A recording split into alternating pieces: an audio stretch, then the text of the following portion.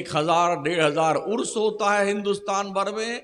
ये खिचड़े का मौसम आ गया या ताजिया का मौसम आ गया, ये बाबा का उर्स आ गया, अब अल्लम बल्लम उठाने का मौसम आ गया, झंडा लेके जाएंगे यहाँ से गाजी सरकार बहराइच शरीफ। समझते हैं कि सबसे बड़ी खिदमत दीन की यही है। ये सब जहालत है, जहालत जहालत ओनली जहालत है। 2-4 साल से तो ये जंगलीपन चालू है। ताजियों के साथ बुत लगा दिए गए, मूर्तियां रख दी गई हैं और हमारा सुन्नी बुत परस्ती कर रहा है, बुत परस्ती। 50 वीडियो और फोटो मेरे पास मौजूद है ताजियों के, जहां मौलाना लोग, पीर लोग सब ताजिया कंधे पे उठाए हुए हैं और मूर्तियां लगी गले में लटक रही उन ताजिया बाबा को। बदकिस्मती से ये सारा धंधा, गोरख धंधा और ये जंगली पल्स सिर्फ सुन्नियत के प्लेटफॉर्म से हो रहा है।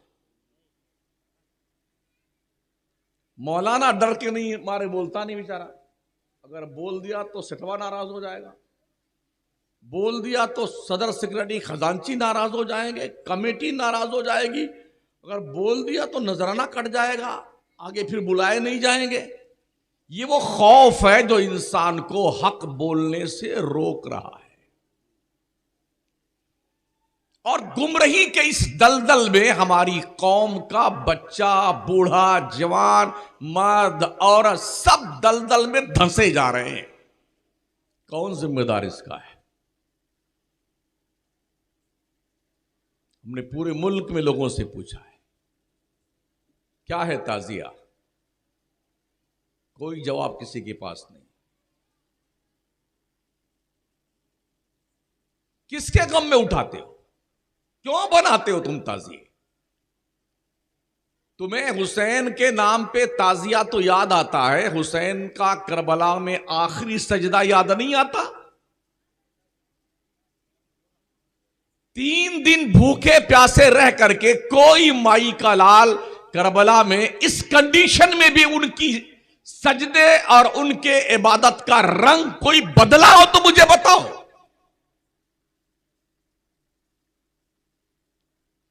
जान जाते जाते खुदा को सजदा कर करके, ये मैसेज नबी के नवासे ने दिया है कि अगर कयामत की सुबह तक ऐसे हालात दीन मुस्तफा पे आ जाएं तो यही किरदार अपनाना। हुसैन शहीद इसलिए नहीं हुए थे कि उनके नाम का अल्लम बल्लम और ताजिया बाजिया उठाओ, इसलिए शहीद हुए थे खून में नहाओ, जख्म सहो, सर फिदा करो, जब वक्त आए दीन पे यूं हक अदा करो। बच्चे कुर्बान कर दिए, जवान कुर्बान कर दिए, भाई भतीजे कुर्बान कर दिए, रिश्तेदार कुर्बान हो गए, खुद की जान पेश कर दी। 82 में से 72 नफोसे कुदसिया शहीद हो गए, मगर नबी के दीन पर आंच नहीं आने दी। करबला में हुसैन ने नबी का लाया हुआ सजदा बचाया था ना, अल्लाह रब्बुल इज्जत ने वो एजाज दिया है। हम हुसैन के नाम का झंडा बंडा नहीं लगाते, हुसैन दिल में रहते हैं, दिल में। हाँ, अगर वो ना होते ना करबला में तो आज शनाख्त हमारी खत्म हो चुकी होती। ये टोपियां, ये दाढ़ियां, ये सजदों का वकार, ये मस्जिदों के मीनारे, ये कुरान की पाकीज़ा तिलावत, ये सब कुछ सदका है हुसैनी किरदार का। इसलिए ओ सुन्नियों, किस जंगल में घूम रहे हो ताजिया लेकर के? दुनिया के नक्शे पे एक करबला है जो इराक में है। करम फरमाओ ने हर गांव में करबला बना रखा है। हाँ, एक छोटका करबला है, वो बड़का करबला है। वो क्या, आशा, मलीदा, अगरबत्ती, लोबान, बोले कि जी मेहंदी निकाली जाती है और जी वो 4 दिन तक उसको घुमाया जाएगा, फिर बड़े इज्जतों वकार के साथ चौक पे लाया जाएगा, तो उसके आगे पीछे कुछ कूदने वाले बंदर की तरह कूदते रहते हैं, उनको फायक बोलते, फायक। ये जमीर फरोशी, ये बेगैरती हजरत ज़ैनुल आबदीन करबला के चश्मदीद गवाह हैं। ये तन्हा बच के आए थे हजरत इमाम हुसैन की औलाद में से। लगभग 40 साल तक करबला के बाद मदीने में रहे, कभी भी उन्होंने ताजिया नहीं बनाया। उनके भाई उनके सामने शहीद हुए, उनके आवानो अंसार उनके सामने शहीद हुए, उनके वालिदे बुजुर्गार उनके सामने शहीद हुए। उनको गम नहीं था, ये फटे पड़े हैं 1400 साल के बाद। हाँ, वो ताजिया का लाए, पन्नी लाए, चमचमी लाए, बांस की फट्टी लाए, ऐसा सजा संवार करके हंसे हुसे हंसे हुसे। जाहिल कहीं के, बंद कर दो ये जंगलीपन। हुसैनियत ताजिया उठाने का नाम नहीं है, हुसैनियत मुस्तफा के दीन पे जिबा हो जाने का नाम है। पहचानो अपने आप को, शऊर बेदार कीजिए। इमाम अहले सुन्नत ने फरमाया, जो ताजिया के सामने मलीदा, आशा, फातिहा, दुरूद और खिताब फरमाते हैं, वो मौलवी पेट पालने वाले हैं। देख लो फतवा रज़विया। हमारी कौम ने ये बोले, ये ताजिया को नहीं मानता है, ये सुन्नी नहीं है। अरे वाह, क्या तुम्हारे पास बहुत बढ़िया लाइसेंस है जारी करने का कि जो ताजिया को ना माने वो सुन्नी नहीं है, तुम सुन्नी हो। कुछ ये तर्क देते हैं, अरे हमारे दादा, परदादा, लकड़ दादा, पकड़ दादा से सब चला आ रहा है। एक बार नहीं मनाया था तो भैंस मर गई थी, एक बार नहीं रखा तो वो लड़का मर गया। हमको 40 साल हो गए इसके खिलाफ तकरीर करते हुए, अभी तक हम नहीं मरे हैं, एकदम जिंदा है। अगर ताजिया रखने से कोई मरता नहीं है तो मेरी तरफ से इजाजत है, हर घर में हर आदमी के नाम की अलग अलग ताजिया होनी चाहिए। अगर ताजिया से कोई नहीं मरता है भाई साहब, तुम मत मरो भाई साहब, बना लो सब लोग ताजिया। ये क्या लॉजिक है जो बाउंसर जा रही है?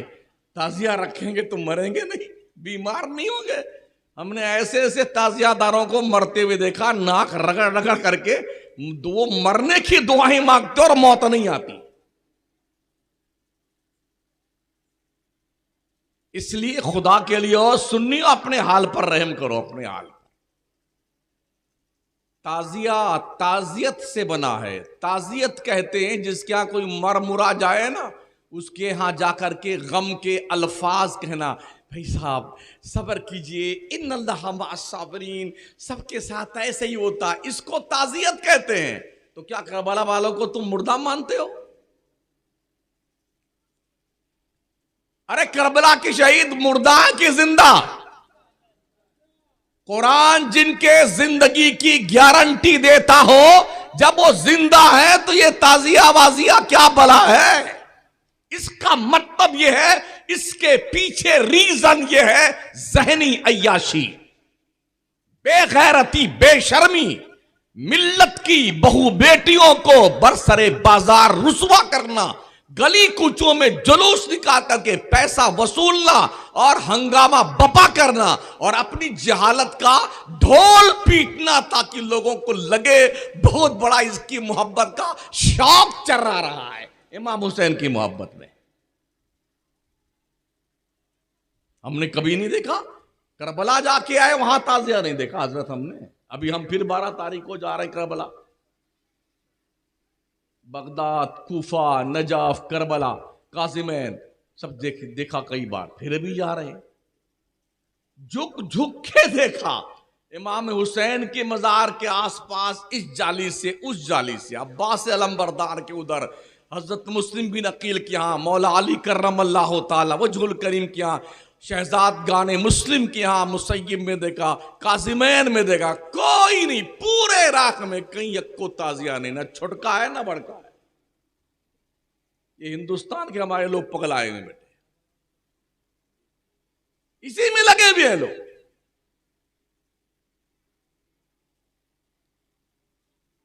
किस कदर हमारे यहां जहालत है। इन जलसों का क्या मकसद है? रुपए खर्च होते हैं, लोग बुलाए जाते हैं, आपका वक्त बर्बाद होता है, आपको अगर सही मानों में इल्म ना सिखाया जाए, अच्छी बात सच्ची बात ना बताई जाए, तो मेरे इतनी दूर से आने का फायदा क्या हुआ? मैं खुश करने नहीं आया हूं, मेरे पास जन्नत का टिकट नहीं, मुझे खुद पता नहीं कि जन्नत में जाऊंगा कि नहीं जाऊंगा, मैं कहां से आपको टिकट दूं? बोले नहीं, हमारे पीर साहब वादा किए हैं हम जन्नत में लेके जाएंगे। मैंने ऐसे पीरों से वहीं स्टेज में पूछ लिया, आप जाएंगे? तो उनके चेहरे का रंग बदल गया। हजरत उमर जैसा बरगुज़ीदा बंदा जिसकी शान में कुरानी आयतें उतरी हैं, मुस्तफा करीम फरमाते लौ काना बादी नबिया लकाना उमर इब्नुल खत्ताब, अगर मेरे बाद कोई नबी आना पॉसिबल होता, उमर इस शान का मालिक है कि ये नबी बनकर आता। वो उमर कहते हैं अगर अल्लाह ने ऐलान किया हश्र के मैदान में कि मैंने सबकी बख्शिश कर दी मगर एक को नहीं बख्शा, हजरत उमर फरमाते हैं कि मुझे डर है कहीं वो उमर तो नहीं है जो बख्शा नहीं गया।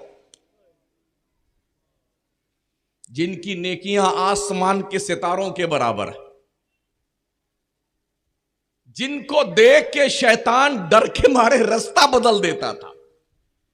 आका करीम फरमाते हैं मफहूम हदीस, उमर जब तू रास्ता चलता है ना और शैतान तुझे देखता है तो तेरे डर से वो अपना रास्ता बदल देता है।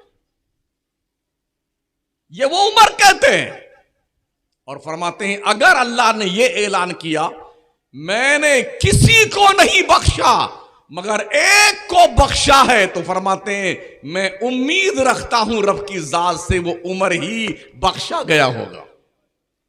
ईमान किसे कहते हैं? खौफ और उम्मीद के बीच की एक कैफियत है जिसे ईमान कहा जाता है। रब से डरते भी रहिए, उसकी रहमत की दहलीज पर कशकोले गदाई लेके भीख भी मांगते रहे, इसी का नाम ईमान है। जिस दिन ये मुकम्मल कॉन्फिडेंस के साथ आप कहेंगे हम ही जन्नत में जाएंगे, समझ लेना कि आपका बाप भी नहीं जाएगा इस मामले में। अगर जन्नत खरीदी नहीं जाती है, अल्लाह के करम से मिलती है, रब की इनायत से मिलती है। हमने पूरे मुल्क में देखा है इतने कव्वाली और कव्वाला और कव्वाल सज धज करके, जैसे नई नवेली दुल्हन नहीं आती है पहली रात में, ऐसे ही कव्वाला मुहतरमा सज के आती हैं। वो बीच में बैठती हैं, एक कव्वाल इधर एक कव्वाल इधर, और पूरी रात हाय हाय हाय वो इसको दुल्हन बनाता है, ये इसको दुल्हा बनाती है। ओ बेशरम लोगों, और तुम इस तरह बैठ करके अपनी गैरत का जनाजा निकलते देखते हो। ले आके बेटे गड्डियां नोटों की, नई नई 20-20 की और 10-10 वाली और 5-5 वाली, ऐसा वहां से चलेगा कूद फांदता यहां तक, और मुहतरमा के ऊपर यूं यूं लुटाता है। अब तेरी मां अगर मर रही है उसकी दवा पे खर्च करिए पैसे, तेरा बाप जरूरतमंद है उसे दे ये पैसे। इन तवाइफ नुमा लोगों पे पैसे खर्च करके क्यों जिंदगी बर्बाद करता है? अल्लाह के वलियों के आस्थानों पे नचनियों को बुलाते हो, गवैयों को बुलाते हो। भेजा खराब हो गया क्या? अगर किसी को बहुत तुर्रम खां बनते हो ना, मरते ही नाम बदल जाता है महोदय जी। कोई नहीं पूछता ये खान साहब मरे, मुर्दा मुर्दा मुर्दा। और ऐसे भी अगर इस तोद शरीफ पर कोई घमंड की, गुरूर की, पैसों की, फिरौनियत की, बेहूदगी की चर्बी ज्यादा चढ़ जाए तो अपने गांव के कब्रिस्तान में अकेले रात में जाकर के एक बार चक्कर लगा लो और पूछिए जो अब तक जा चुके हैं, सरपंच साहब कैसी तबीयत शरीफ आप, अब्बा हुजूर कैसे हैं आप, दादाजी कैसी तबीयत शरीफ आपकी है, अंदर ठीक लग रहा है, हवा तो चलती होगी ना, कुमकुमे लगे आपकी कब्र में, ओ नरम बिस्तरों पे नींद ना पाने वालों, और नींद ना आने की वजह गरम बिस्तर, नरम बिस्तर नहीं, एसी नहीं तो नींद नहीं आती है। पूछो मरे हुए लोगों से उसकी कब्र में क्या एसी लगी हुई है। खफ्ते में मुब्तला है मुसलमान हमारा। जिस कौम की बच्चियां, बहनें, बेटियां, माएं भागकर गैरों से शादियां कर रही हूं मुर्तद होकर के, वो कौम भी जिंदा है गैरत के साथ। डूब मर जाओ।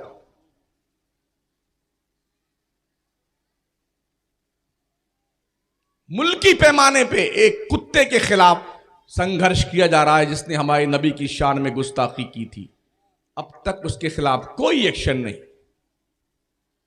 हम भी भारत के बाशिंदे हैं, बाई चॉइस रह रहे हैं भारत में, किसी के प्रेशर से नहीं। देश का संविधान हर भारतीय नागरिक को अपने धर्म के अनुसार आजादी के साथ जिंदगी गुजारने का बाज़ाब्ता तौर पर हक देता है। कोई किसी मजहब के खिलाफ टिप्पणी नहीं करना चाहिए, ऐसा हमारे देश का संविधान बताता है। फिर लोग क्यों पगला जाते हैं, किसी मजहब के खिलाफ बातें करते हैं, किसी मजहबी रिफॉर्मर के खिलाफ बातें करते हैं। रोज एहतजाज हो रहा है, रैली निकल रही है और जनाबे वाला उसके खिलाफ FIR दर्ज हो रही है, मगर मजाल है कि सर पे जूं रेंग जाए। ये हालात देखने के बाद भी क्या आपको नहीं लगता कि आपको अल्लाह रसूल के दामन में पनाह लेनी चाहिए?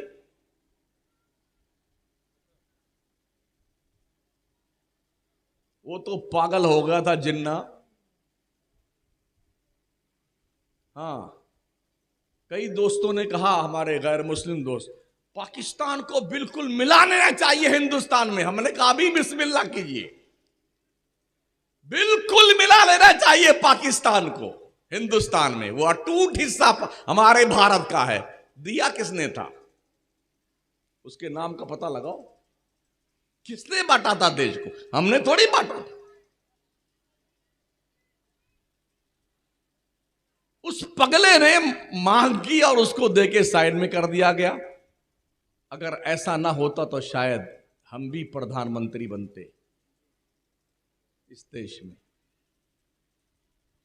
जितना क्रीम तबका था वो पगला करके भारत छोड़ के पाकिस्तान चला गया, और हमने अपने इस देश को ही सर्वप्रथम माना और यहीं रहे हम, और अब तक इसी जमीन से लगे हुए हैं। इस भारत के एक भी सेंटीमीटर जमीन पर अगर कोई नापाक नजर डालता है, चाहे चीन हो, चाहे पाकिस्तान हो, चाहे बांग्लादेश हो, मुसलमान ये दम रखता है कि उसकी आंखें निकाल लेगा। बावजूद इसके हमें शक की नजरों से देखा जाता है। मैं ये अर्ज करना चाहूंगा, ये मुसलमानों की कुर्बानियां थी 2000। अब जब क्या नाम है, अंग्रेजों का दौर खत्म हुआ है ना, अगर मुसलमान मौलाना मुफ्ती अल्लामा मैदान जंग में ना उतरे होते ना, तो अब तक ये गुलामी की जंजीरों में पूरा देश जकड़ा हुआ होता।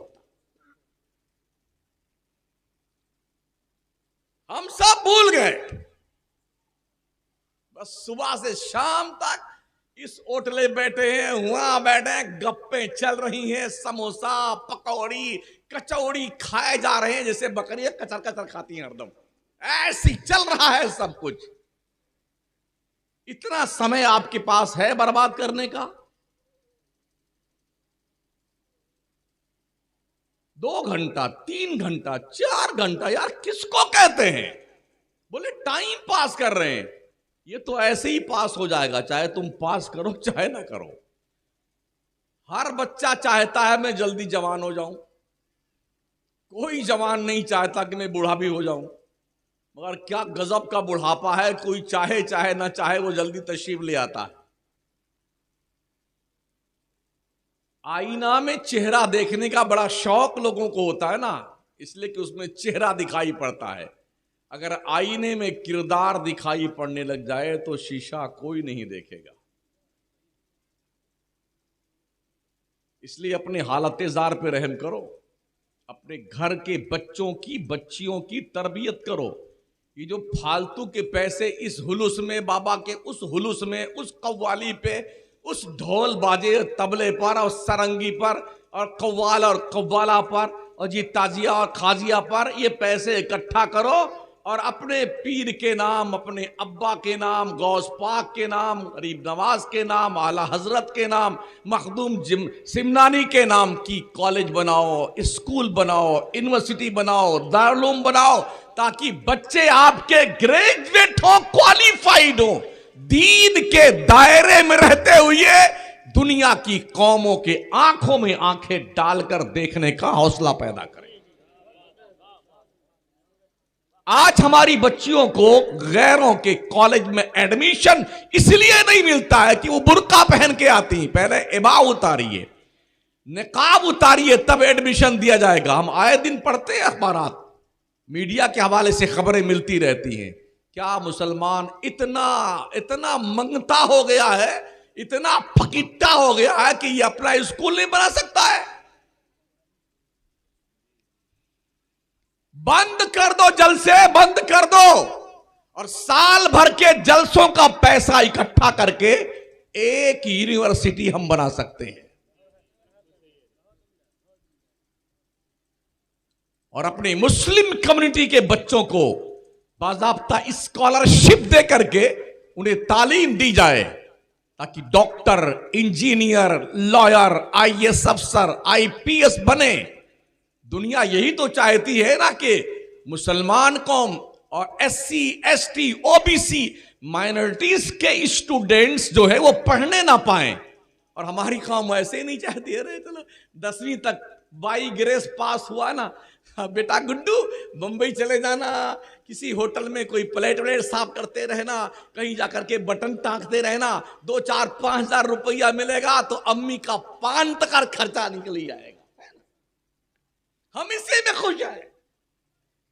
वो छोटे बच्चे जिनके पढ़ने की उम्र है, वो बच्चे बम्बई और बड़े बड़े शहरों में, लुधियाना में, कलकत्ता में और जनाबे वाला लखनऊ में, कानपुर में, दूसरे शहरों में, चेन्नई में, हमने देखा है बेचारे जिनकी पढ़ाई की उम्र है, वो बच्चे वहां मेहनत मजदूरी कर रहे हैं, बड़ी ही कसम पुरसी के आलम है। क्या बच्चे आपने इसीलिए पैदा किए थे?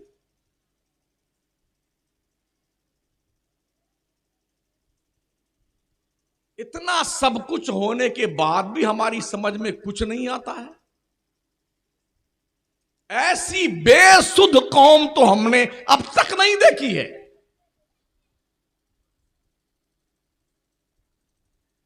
इस्लाम का कानून है किसी पर जुल्म मत करो। अगर तुम्हें कोई एक थप्पड़ मारता है तो चुपचाप बर्दाश्त मत कर लो। जितना जोर से उसने मारा है ना, उतना ही जोर से खींच के लगाने का जज्बा पैदा करो। किसी ने तुम्हारी नाक काटी है तो उसके बदले में नाक ही काटी जाएगी।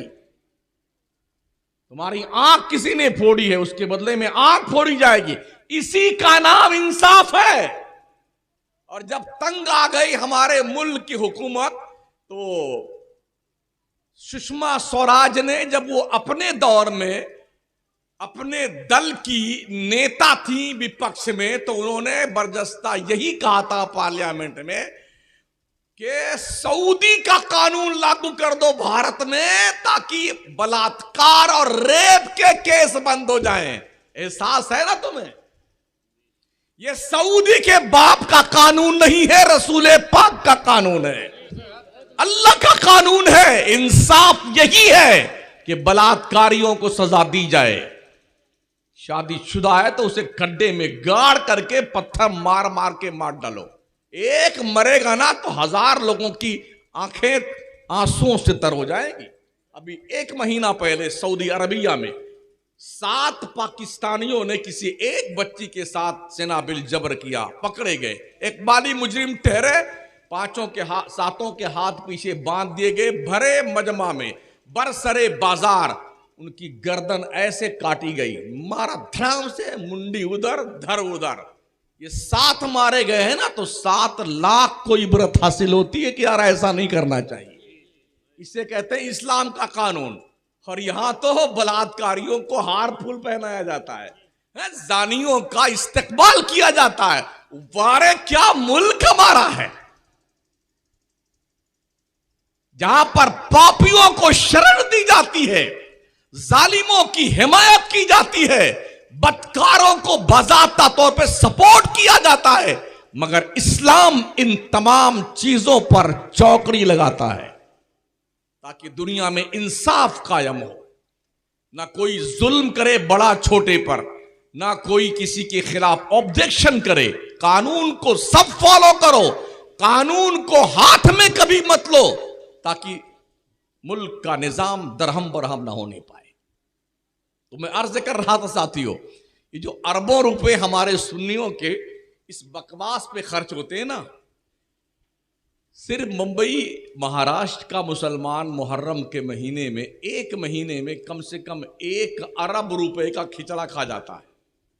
अगर आप मुंबई रहते हैं, आप देख लीजिए, हर गली में 200 देग यहां है, 400 वहां चढ़ी है, 500 देग वहां चढ़ी है, पूरी रात देग घोटाई। अबे मरदूद नमाज का भी वक्त तो आता है इस बीच में, क्यों नहीं पढ़ने जाता? करबला में इमाम हुसैन भूखे थे और यहां पर थे, बोटी से सिझा रहे हैं और दलिया को घोल रहे हैं और फिर खाए जा रहे हैं और पिए जा रहे हैं। अरबों रुपए का शरबत पी जाता है, खिचड़ा खा जाता है, बोलता हम हुसैनी। ये चेहरा दाग दिया जाएगा जहन्नम के अंगारों से।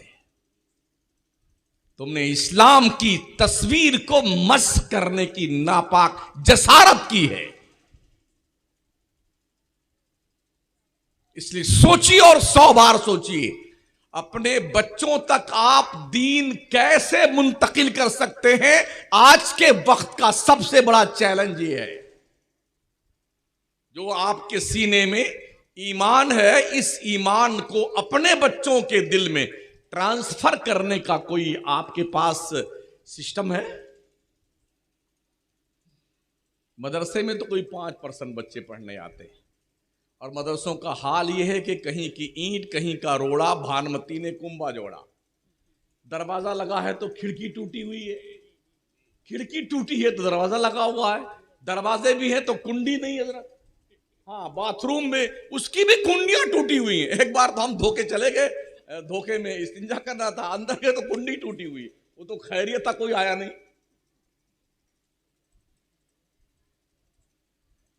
और कितने पढ़ाने वाले, पान खाने वाले, पूड़ियां खाने वाले, जब खुद खाओगे पान पूड़ी तो किस बच्चे को मना करेंगे आप? हमारे मौलाना लोग कहते हैं यार ये शमसुद्दीन हमको भी नहीं छोड़ता। हम बिल्कुल नहीं छोड़ेंगे, सीधी सी बात है।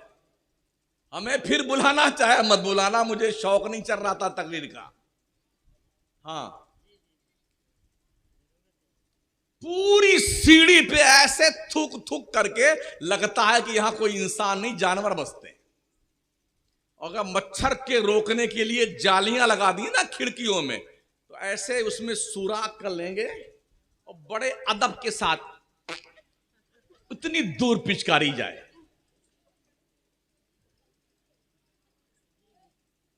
क्या ख्याल है यार? तो मदरसों में भी पढ़ाई का मिजाज इतना गड़बड़ शड़बड़ हो गया है। हर मदरसे में जब स्कूल की मदरसे की घंटी लगे तो मोबाइल के दादी अम्मा को जमा कर लिया जाना चाहिए। ऑफिस में इस दादी अम्मा को जमा कर लो वरना मदरस पढ़ाएगा नहीं। मुशाहदा बयान कर रहा हूं मैं। हाँ, 3-4 बच्चों को बिठा लेगा हिफ्ज़ सुनाने वालों को, और यूं लेके बैठ जाएगा। पान को खा ही रहा है, अगर सही मानों में थोड़ा मुंह खुल जाए ना तो इस कुर्ता लाल पीला हो जाए। तो जब किसी से बात करनी हो यूं करता है। नहीं देखा है क्या स्टाइल बेटों की है? 2 पूड़ियां इतनी इतनी खरीदते हैं तो दोनों की गर्दन काटते हैं, कुछ देर ऐसे ऐसे करते रहेंगे, फिर मिलाएंगे, फिर ऐसे ऐसे करते रहेंगे, फिर बड़ी स्टाइल यूं डालेंगे, तोता का मुंह बनाएंगे यूं, तब कुछ डालेंगे।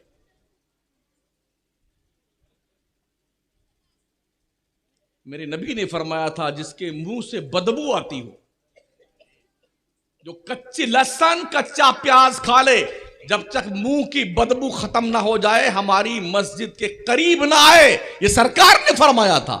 बीड़ी पीने वाला, तंबाकू और पूड़ी खाने वाला आपके बगल खड़ा हो जाए ना, जी करेगा अभी नियत तोड़ के भाग जाए इसके पास से। उसके जिस्म से बदबू आती रहती है। तो मोबाइल लेकर के पान तो खाए हुए है ही है, अब एक खरीद पढ़ना, अरे नेट पर तू सुन सर, ये चल रहा है। इसलिए जो मदरसे के जिम्मेदार हैं उनसे गुजारिश है, घंटी लगते ही हर मुदर्रिस के मोबाइल को ऑफिस में जमा कर लो, और छुट्टी हो तो उनको दो उनका मोबाइल, अब आप लेके जाइए। वक्त के अंदर घंटी लगने के बाद से लेके जो ड्यूटी आपकी मदरसे में ली जाती है, उस ड्यूटी के पीरियड में आप मोबाइल पर किसी से बात नहीं कर सकते हैं, जो आपकी पर्सनल बात, जायज ही नहीं है, जायज ही नहीं है। अगर कोई इसके जवाज के कायल हैं, मुझे रेफरेंस दीजिए आप।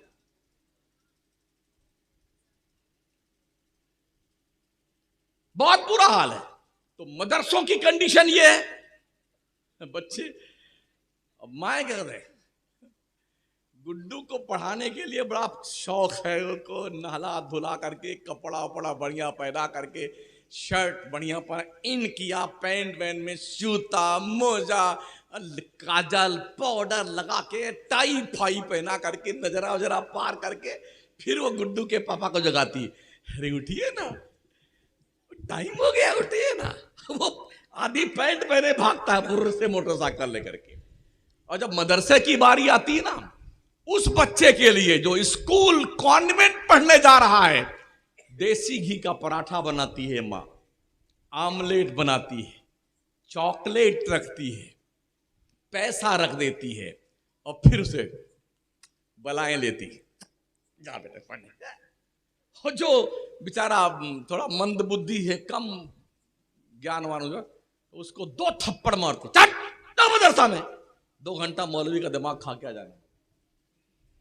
वो मदरसा बेचारा, ना उसको नहलाया अल्लाह की बंदी ने, ना कपड़ा पहनाया, पैजामा फटा हुआ है, कुर्ता फटा है, और असल कुरान का 4 वरक पहले का गुल, पीछे का 4 वरक गुल, वो पी दोनों नली चालू है ये। हाँ, ये दोनों नली चालू है, बैठा है, सब पूछता है ना, लगता है पूरी आस्तीन में आरा रोड लगा हुआ है। 2 घंटा मौलवी का दिमाग चाटता है, क्या खाक पढ़ेगा वो? बोले पहले जैसे मौलाना नहीं पैदा होते हैं, पहले जैसे बच्चे ही नहीं रह गए भाई साहब। अपने जीनियस बच्चों को मदरसे में भेजो, तब कोई गजाली पैदा होगा, तब कोई गजाली दौरा पैदा होगा, अबू अली सीना पैदा होगा, अल्लामा शमसुद्दीन तख्ताजानी पैदा होगा, सलाहुद्दीन अय्यूबी पैदा होगा। जानते हैं, अच्छा बच्चा दीजिए ना, मदरसे में भेजेंगे मंद बुद्धि का, देखता इधर है तो लगता इधर देख रहा हो, खत्म, जाओ हाफिज जी बन जाओ। ये लुलवा लंगड़ा बेचारा हाफिज जी बन जाएगा तो वो आफत जी बनता है, हाफिज जी नहीं, आफत जी। हाँ,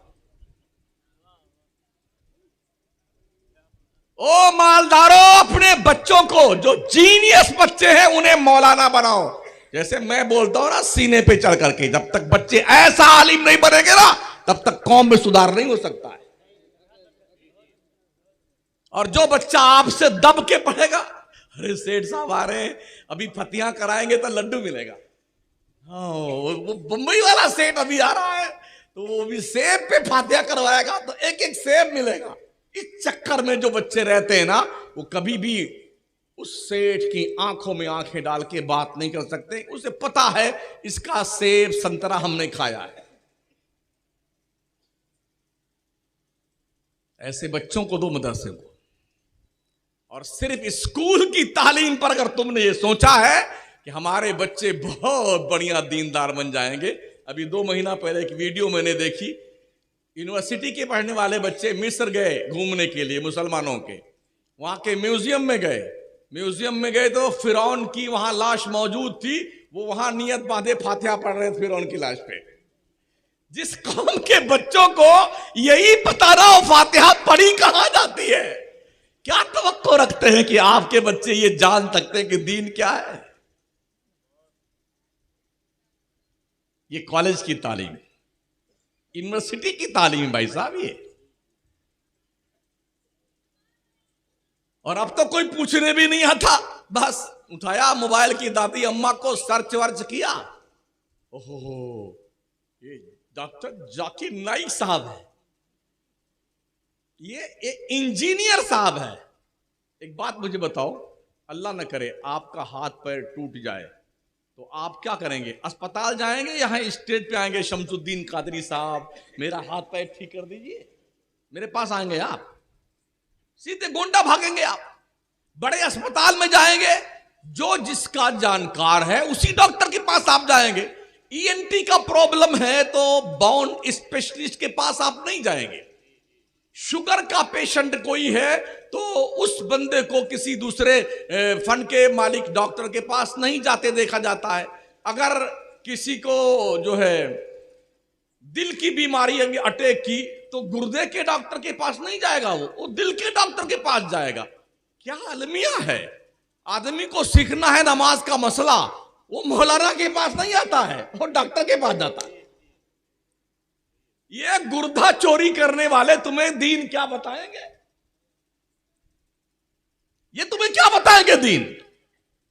इंजीनियर तुम्हें दीन बताएगा? अल्लाह फरमाता फसअलू अहला जिक्र इन कुंतुम ला तालमून। अगर तुम्हें इल्म नहीं है तो आलिमों से पूछो, जानकारों से पूछो, उलमा से पूछो। तुम कितने बड़े जाहिल हो, जाहिलों से पूछते हो। और हैरत है, अगर होटल पे 15 आदमी बैठे हुए हैं ना तो 15 में से 13 मुसलमान हैं, फोकटिया गिरदारी। 2 ही किसी बिरादरी के और होते हैं, 13 मुसलमान। और फिर ओहो भाई साहब एक चाय दीजिए, पीते रहे। और अखबार दैनिक भास्कर क्या बोलते, झांकड़, हाँ झांकड़, पूरा मतन हाशिया बैन सुतूर। जब उसको लगेगा देर हो गई हमको बैठे बैठे और इसको भारी पड़ रहा है होटल वाले को, जरा एक समोसा भी दीजिएगा भाई साहब। बड़े मजे मजे खाएगा समोसा, फिर पड़ेगा वो। फिर जब लगा कि और देर हो गई है, अभी कुछ अखबार का पेज बाकी रह गया, वो मीठा वाला समोसा दीजिए थोड़ा। इस तरह से 4 घंटा बैठ के अखबार चाटता है हमारा मुसलमान। अब जब चश्मा ऐसे नीचे सरकाएगा नाक के ऊपर, तब डायरेक्शन। जी हाँ, वो बिल क्लिंटन को ऐसा नहीं करना चाहिए। जॉर्ज बुश भी कितना बड़ा पागल था, ओबामा तो बिल्कुल अजीब आदमी था। तेरी सुनता कौन है महोदय जी? ऐसा लगता है कि जनाब बीबीसी लंदन के रिपोर्टर बना के बिठाए गए और डायरेक्शन देंगे। दीन की बात आए तो बुखारी और मुस्लिम के नीचे बात नहीं करेंगे। हाँ, कभी देखा नहीं बुखारी और मुस्लिम को, मगर इतना यकीन है कि जैसे बुखारा इनके घर में ही है। औकात में रहो, औकात में दीन सीखो, पढ़ो। जो दीन बड़ों का अदब सिखाता है, छोटों से प्यार सिखाता है, माँ बाप के कदमों को बोसा देने को बाई से सब इत्तिफार बताता है, यह दीन सीखो। जो अपने मुल्क से प्यार सिखाता है, अपने मजहब पे मर मिटने का हौसला देता है, यह दीन सीखो।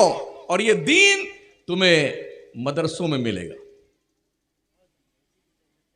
और हालत यह है, जिस पे नमाज फर्ज नहीं वो पूरी दुनिया में गठरी बना के घूम रहा है, और जिस पे नमाज फर्ज है वो जुम्मा भी नहीं पढ़ने आता।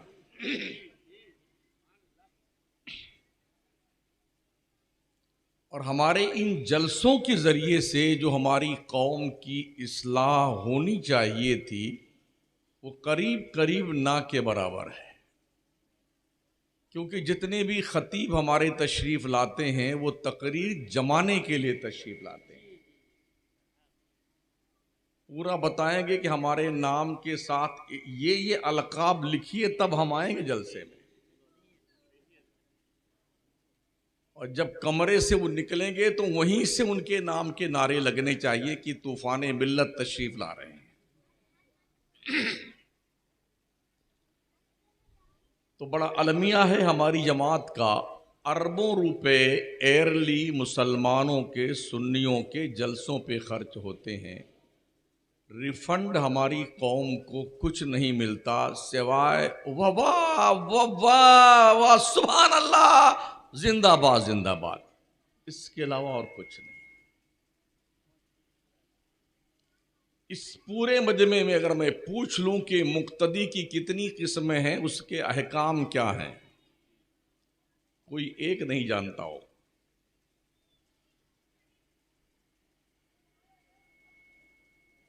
तो क्या हम छुट्टा सांड बनाए गए हैं या हमारी कुछ जिम्मेदारियां हैं? हमारे रब ने कोई यूं ही हमें पैदा कर दिया है? शायद लोग ये सोचते हो अफहसिब्तुम अन्नमा खलकनाकुम अबथन व अन्नकुम इलैना ला तुरजऊन, क्या तुम ये सोचते हो कि तुम्हें अल्लाह ने बेकार पैदा कर दिया है? तुम्हारी पैदाइश का कोई मकसद नहीं है?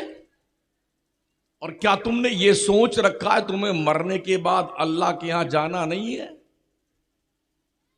अगर तुमने ये सोचा है तो तुमसे बड़ा अहमक और बेवकूफ कोई नहीं। हर कोई आकर सिर्फ जन्नत ही बांटता है। पीर आए तो जन्नत बांटे, खतीब आए तो जन्नत बांटे, और जी नकीब आए तो जन्नत बांटे, शायर आए तो जन्नत बांटे। इतना मतलब उभार उभार करके बस जैसे जन्नत यहीं लोनावा के गांव के बगल ही में आबाद की गई, ये उठाया और ये दे दिया, ये मकसद है। पता नहीं है कि जाएंगे कहां, जन्नत में या दूसरे घर में, मगर इतना हम बेटे मोच पे ताव धर के फिरते ना, हम ही जन्नत में जाएंगे, हम ही है। प्रूफ है।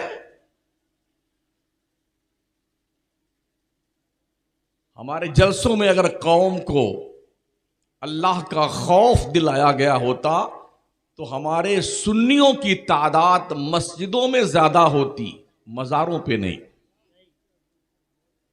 आज सुन्नियों की तादाद मजारों पे ज्यादा है, मस्जिदों में नहीं।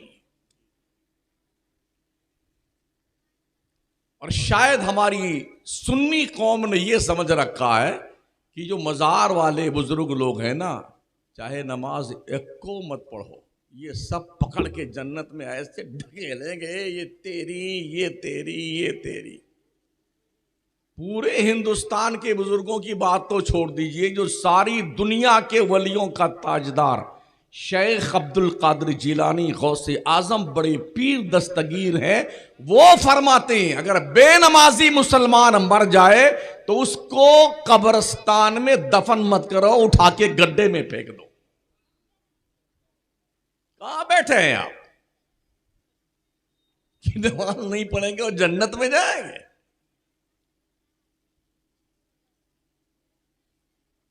अजब लॉजिक है।